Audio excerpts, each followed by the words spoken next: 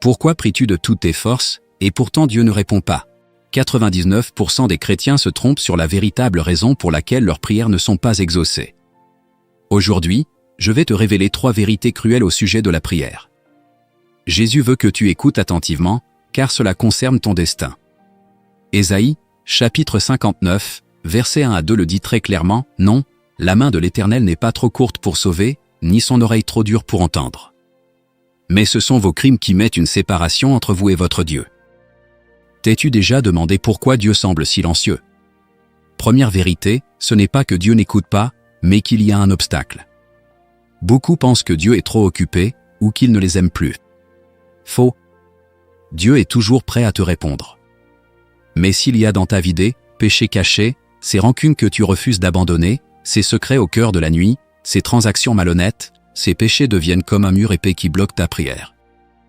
Dieu écoute de l'autre côté, mais le signal ne passe tout simplement pas. Deuxième vérité, si Dieu ne répond pas, c'est peut-être parce qu'il te protège. Jacques, chapitre 4, verset 3 dit, « Vous demandez, et vous ne recevez pas, parce que vous demandez mal. » Écoute bien, Dieu n'est pas une lampe magique d'Aladin, il est un Père. Si tu demandes pour satisfaire tes désirs égoïstes, par comparaison, par orgueil, Dieu ne te l'accordera pas. Parce qu'il sait que s'il te donne ce couteau, tu pourrais te blesser toi-même.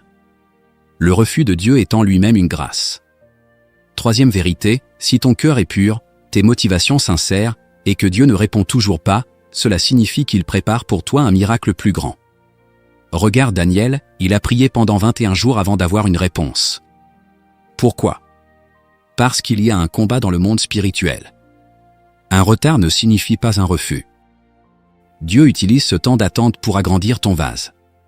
Si tu n'as pas encore reçu, c'est peut-être parce que tu n'es pas encore prêt à porter une bénédiction aussi grande. Enfin, comprends ceci, cesser de prier, c'est un suicide spirituel. La première fois sans réponse, tu es déçu, la deuxième, tu doutes, la troisième, tu abandonnes. C'est exactement ce que le diable veut. N'abandonne jamais à une seconde du miracle.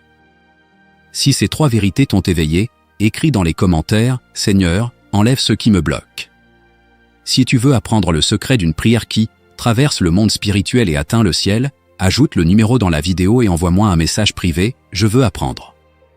Chaque soir, nous nous exercerons ensemble, jusqu'à ce que les portes du ciel s'ouvrent.